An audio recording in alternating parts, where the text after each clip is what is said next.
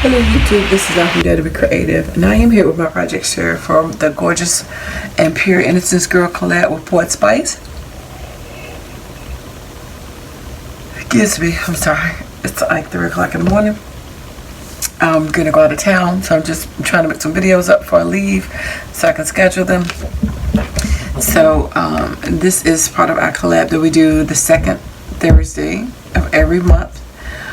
By 5 o'clock, and so it's a group of us. You'll see the link below. We can use Gorjuss Girls, or we can use Innocence stamps, Pure Innocence stamps, and just make a project. Now each month Jamie gives us a theme, and so for this month it was elephants and books. So this is my take on it. Excuse me. Again, I did an iCAD, so I cut her out, which is I first cut her out. This one is, what's the name of this one? Number 2, New Heights. So that stamp right here. And then I just use my Martha Stewart punch to get a cloud. Use my Spectrum Noirs, and then I just have some veneer elephants that I just colored with some gray Spectrum Noirs, and I just ripped up some paper real quick. My friend hit me on the phone. Oh my gosh. Well, 3 hours and 32 minutes. I'm so sorry, I apologize. 3 hours and 32 minutes. And I was trying to make something real quick while I'm on the phone talking to her and trying to pay attention, so I couldn't do what I really wanted to, but still, I think it works. These are Tim Holtz stickers. It says read and remember. I want to say never forget.